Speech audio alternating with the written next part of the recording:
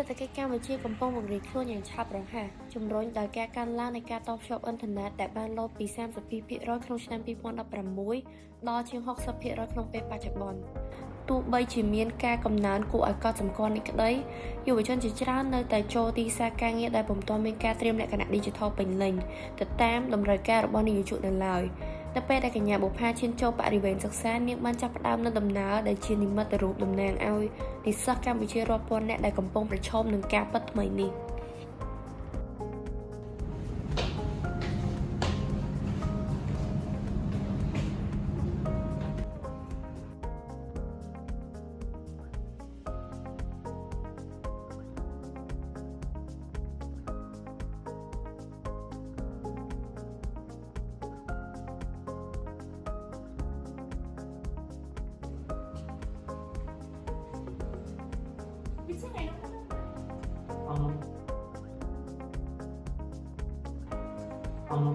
นี่ต้องเห็นชักลงมาใครได้ผมทำอะไรไม่เลิกเลยสักทีแสดงเราอย่างใครจะไปร้านน้องคนเดียวปกติไม่ได้ของอ่ะเนี่ยcái hồi chủ nhau finance assistant này biết sẽ làm vào không ạ? มันก็เกิดเราได้แต่ที่แต่เป็นฟูลไทม์เดียว Nghe còn biết sẽ làm vào không ạ? ผมให้anh tăng ca ca chânเรื่องปกติที่เรียนใหม่การเลย Anh quay để cái nó cái bay nặng ca thì mất phân ca dịch không mà nặng ca thì đi sống theo nặng ca chị bay nghe ông sợ đâm cho bạn để đỏ đặc biệt là ให้จำจำไปผมแค่ที่จำแค่เพียงต้องบอก đặc biệt với cái bỏ ទូទាំងប្រទេសចំណាប់អារម្មណ៍លើការងារ Digital នៅតែបន្តលេចឡើងក៏ប៉ុន្តែការចូលរួមនៅពុំទាន់មានភាពទូលំទូលាយនៅឡើយទេមានតែ 11% នៃនិស្សិតថ្នាក់បរិញ្ញាបត្រ ICT ប៉ុណ្ណោះដែលជាស្ត្រីហើយមានត្រឹមតែ 17% នៃនិស្សិត ICT ទាំងអស់សិក្សាការរាជធានីភ្នំពេញសម្រាប់និស្សិតដូចជាបុប្ផានិងវិជាការទទួលបានឱកាសអាចពឹងផ្អែកយ៉ាងធ្ងន់ធ្ងរទៅលើទីតាំងដែលពួកគេរស់នៅនិងសិក្សា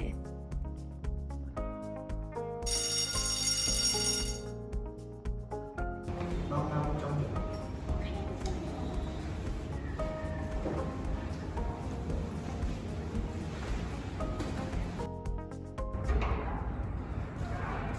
อันนี้ไม่ได้ได้เหมือนแต่ไหน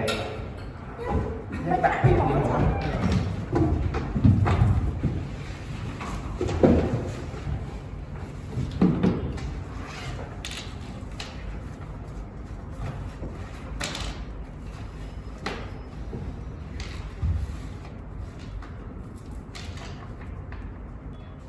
chia thì hai cái này ra vào trong đại điện lên để hết phô mày bằng mình đã ban rồi อันนั้นคือดักติดตามคิวออนบุพาดักติดตามตัวสักกับบ้านทำแบบทับกับมันก็ยังขอจะตรงซับสแกนได้แบบ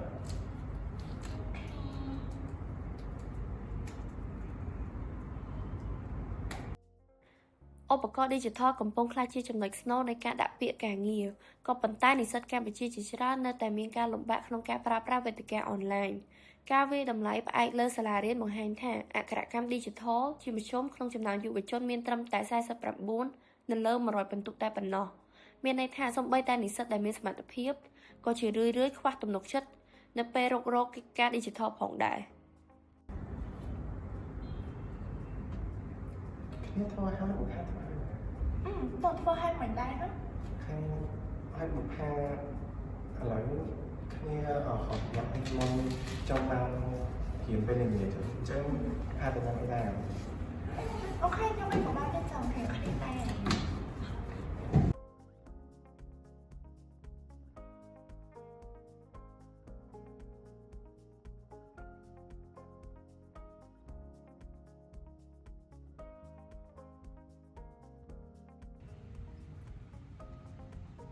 บุพาเนี่ยบ้านอีเมลช็อตลิได้ ok mà phải ហើយដោយសារប្រឡងគេថាប្រឡងពី digital skill គឺទៅដែរទៅមាននៅក្នុងនឹងដែរហើយគ្នាគិតថាពីបងគេគិតថាចាប់ position accounting វាធម្មតាធម្មតាតែគាត់មាន digital skill ទៅ nó cái này nó cho ấy phòng nó không cái giấy sợ không còn phải giúp có thể không mà phòng hệ digital នោះគ្មានអីទេគេដាក់ទៅសុខទៅ ខ្ញុំចង់ដែរចង់តែបើចាំទៅសម័យនេះការងារអីទៅគេត្រូវការ digital literacy ដែរ you know តែខ្ញុំថាវានៅតែអត់សូវសំខាន់ដូចខ្ញុំមិនได้យកពីនេះដែរ ទីផ្សារការងាររបស់កម្ពុជាកំពុងវិវត្តយ៉ាងខ្លាំងនិយោជកក្នុងឧស្សាហកម្ម ICT និងមិនមែន ICT សុទ្ធតែរាយការណ៍ពីការពឹងផ្អែកកាន់តែខ្លាំងលើប្រព័ន្ធ Digital សម្រាប់ប្រតិបត្តិការទូទាត់ការកក់ទុកការបញ្ចូលទិន្នន័យនិងការសម្របសម្រួលប្រចាំថ្ងៃសូម្បីតែតួនាទីគណនេយ្យកម្រិតដំបូងក៏ត្រូវរួមបញ្ចូលជំនាញប្រពៃណីជាមួយនឹងតម្រូវការ Digital ផងដែរដែលបានកែប្រែទាំងស្រុងនៅលក្ខណៈវិនិច្ឆ័យដើម្បីក្លាយជាបុគ្គលិកត្រៀមបំពេញការងារ chắc chắn đấy chứ chúng ta phải tới món này ta mang đây cho ra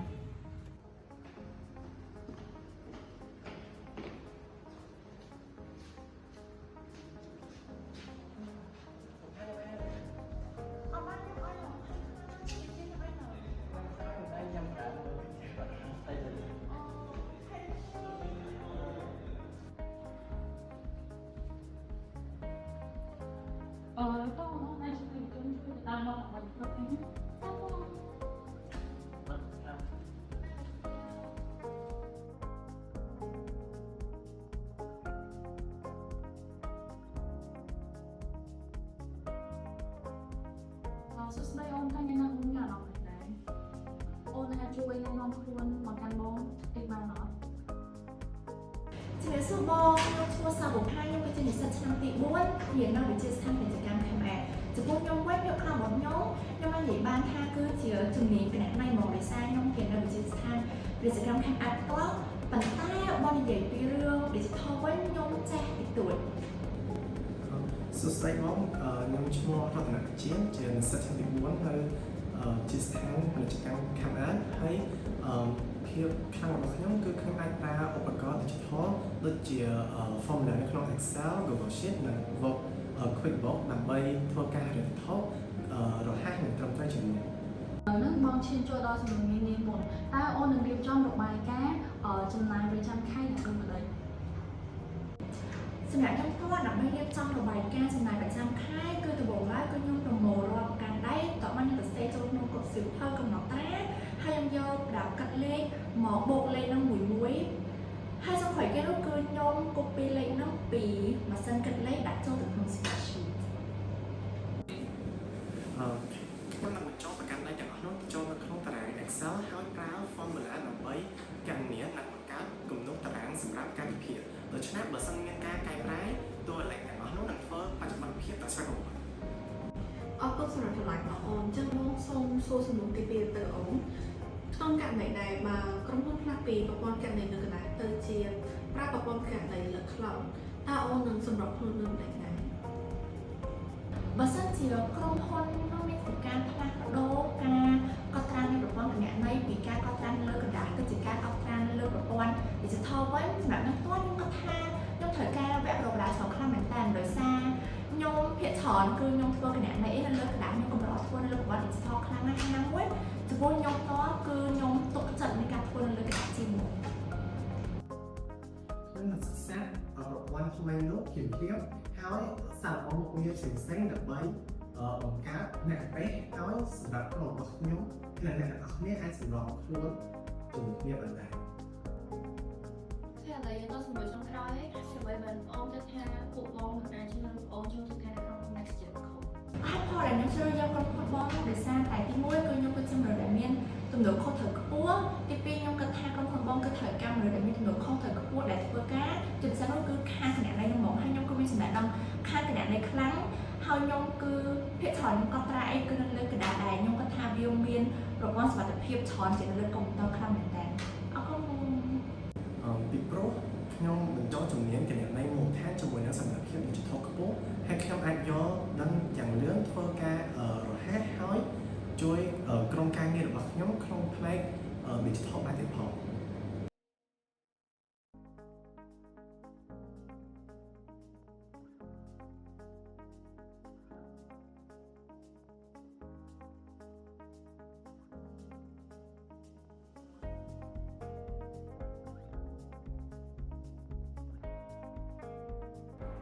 ប តម្រូវការសម្រាប់ជំនាញ Digital កំពុងរកទៅមុខយ៉ាងលឿននៅទូទាំងគ្រប់វិស័យការស្ទង់មតិទីផ្សារការងារថ្មីៗនេះបានបង្ហាញថាជាង1ភាគ3នៃក្រុមហ៊ុនមានការលំបាកក្នុងការបំពេញមុខតំណែង Digital ដោយសារបេក្ខជនខ្វះជំនាញអនុវត្តជាក់ស្ដែងហើយដោយសារការបណ្ដុះបណ្ដាលមានកម្រិតផ្ដល់ជូនដោយត្រឹមតែ 36% នៃគ្រឹះស្ថានប៉ុណ្ណោះបេក្ខជនត្រូវពឹងផ្អែកជាចម្បងទៅលើចំណេះដឹងដែលទទួលបានពីស្ថាប័នអប់រំ ឥឡូវហ្នឹងយើងបានពីរដ្ឋដំណាក់កាលហើយអញ្ចឹងនៅសល់តែបេក្ខជនពីរនាក់ឯងដែលជាជើងខ្លាំង ចាមែនបុប្ផាបានអនុវត្តយ៉ាងល្អខ្លាំងណាស់ក្នុងផ្នែកនេះ ខ្ញុំត្រូវឲ្យតាមផ្នែកចំណេះគណៈនេះបុប្ផាពិតជាលេចធ្លោជាងគេមែនប៉ុន្តែគាត់មិនសូវមានជំនាញ digital ខ្លាំងដូចវិជាទេ ខ្ញុំក៏សង្កេតឃើញចំណែកបុប្ផាគាត់បកកាយខាងគណនេយ្យប៉ុន្តែគាត់អត់បកកាយខាង digital ទេប៉ុន្តែវិជាគាត់ល្អទាំងផ្នែកគណនេយ្យហើយនិង digital ខ្ញុំយល់ស្របពេញលេញភាពស្គាល់ជំនាញ digital របស់វិជាពិតជាគួរឲ្យគាត់ស្គាល់ ហើយដោយសារតែតំណែងដែលតកតនឹងបច្ចេកវិទ្យា ICT នឹងមានភាពពិបាកក្នុងការស្វែងរកបុគ្គលិកដូច្នេះខ្ញុំគិតថាយើងគួរជ្រើសរើសតំណែងម្នាក់ដែលអាចត្រៀមខ្លួនសម្រាប់ធ្វើការងារជាមួយបច្ចេកវិទ្យាបាន ខ្ញុំត្រូវជនទាំងអស់គ្នាមានគំនិតដូចគ្នាវិជាគាត់ពិតជាស័ក្តិសមក្នុងការសម្រាប់តំណែង junior accountant ហ្នឹង តន្ន័យទីផ្សារការងារបង្ហាញពីនិន្នាការច្បាស់លាស់មួយទូនាទីដែលពាក់ព័ន្ធនឹងកិច្ចការ Digital កាន់តែខ្លាំងទំនងជាផ្ដល់ប្រាក់ឈ្នួលប្រសើរជាងនឹងការងារដែលមានស្ថិរភាពជាងការសិក្សាបានប៉ាន់ប្រមាណថាមានប្រាក់ឈ្នួលបន្ថែមប្រមាណ 10% សម្រាប់កម្មករដែលមានសមត្ថភាព Digital ខ្ពស់នៅក្នុងទីផ្សារការងារដែលផ្ដល់តម្លៃទៅលើភាពបត់បែនការចេះប្រើប្រាស់ Digital ក្លាយជាកត្តាកំណត់លទ្ធផលជោគជ័យ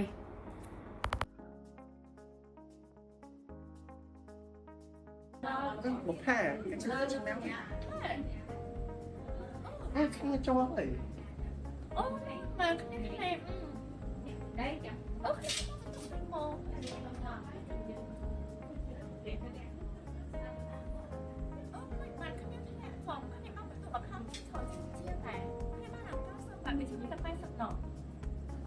នាតាមដែរមានភាសាបង្ហាញ interview ឬក៏មិនគ្នាតាមដែរអូយគ្នាឆាប់ចាប់មិនសិន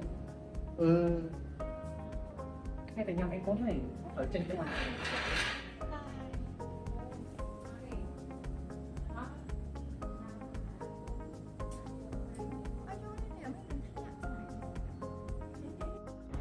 អត្រាការងាររបស់កម្ពុជាមានកម្រិតខ្ពស់ប៉ុន្តែគុណភាពការងារមានភាពខុសគ្នាគួរឲ្យកត់សម្គាល់យុវជនជាច្រើននៅតែបាត់បង់ឱកាសការងារផ្លូវការដែលមានប្រាក់ខែល្អដោយសារពួកគេខ្វះជំនាញ Digital ដែលលើសពីកម្រិតមូលដ្ឋានសូម្បីតែសមត្ថភាពប្រពៃណីដ៏រឹងមាំដូចជាចំណេះដឹងផ្នែកគណនេយ្យក៏អាចមិនគ្រប់គ្រាន់ដែរនៅពេលដែលនិយោជកផ្ដល់អាទិភាពទៅលើការត្រៀមលក្ខណៈផ្នែក Digital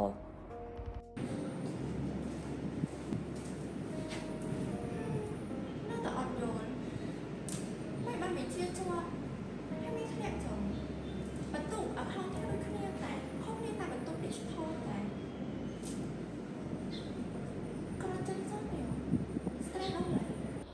កម្លាំងពលកម្មនាពេលអនាគតរបស់កម្ពុជាត្រូវតែរៀបចំខ្លួនសម្រាប់កំណែទម្រង់យ៉ាងឆាប់រហ័សជាមួយនឹងការពង្រីកការតភ្ជាប់អ៊ីនធឺណិតគោលនយោបាយថ្មីៗដូចជាក្របខ័ណ្ឌ DMIL ជាតិនិងតម្រូវការដែលកំពុងកើនឡើងសម្រាប់កិច្ចការ Digital នៅទូទាំងគ្រប់វិស័យប្រទេសកម្ពុជាកំពុងឈានចូលយុគសម័យថ្មី